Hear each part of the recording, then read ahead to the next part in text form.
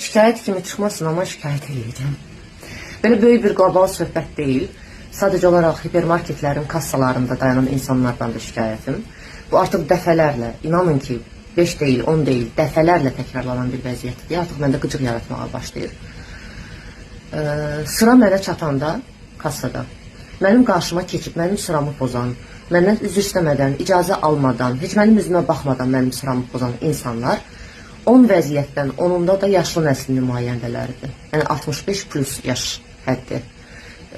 Hər kəsə şamil eləmirəm. Məhz mənim qarşıma keçən insanları nəzərdə tuturam ki, hər dəfəsində yaşlı nəsil nümayəndələridir. Təbii ki, kassirlər bunun qarşısını almağa çalışırlar. Amma ki, mənim daxili mədəniyyətim imkan vermir.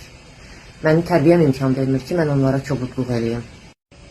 Düşünürəm ki, ola bilər insandır, yaşlıdır, ayaqları ağrıyır bəlkə, gəzməkdən ayaqları ağrıyır, bəlkə harası ağrıyır, bəlkə tələsir, hər birimiz tələsirik əslində.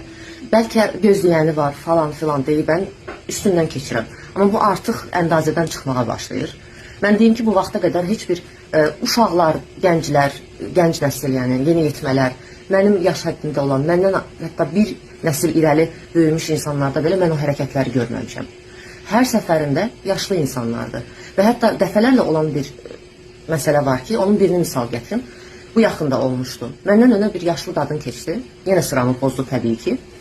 Yuxarı aşağı 70 yaşı olardı. Təbii ki, kassir dedi ki, xanım, çox-çox üzr istəyirəm, sizdən öndə olan adam var idi, sıranızı gözləyin zəhmət olmasa. Qadın bir döndü belə mənə baxdı, bir başdan aşağı süzdü.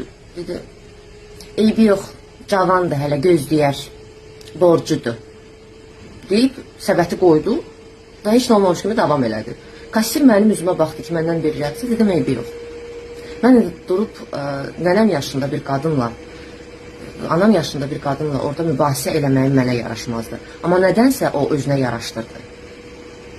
Yəni, bu vaxta qədər çox olub ki, mənim səbətim dolu olub, məndən arxada dayanan insanın əlində bir məhsul, iki məhsul olub, məndən icazə alıb ki, olar xanım, mən irəli keçim, tələsirəm. Heç bir problem yoxdur. Və bunu həmişə icazə alan, üzr istəyən, sıranı pozmamağa çalışan həmişə gənc nəsildir. Amma yaşlı nəsil nədənsə gənc nəslin tərbiyəsindən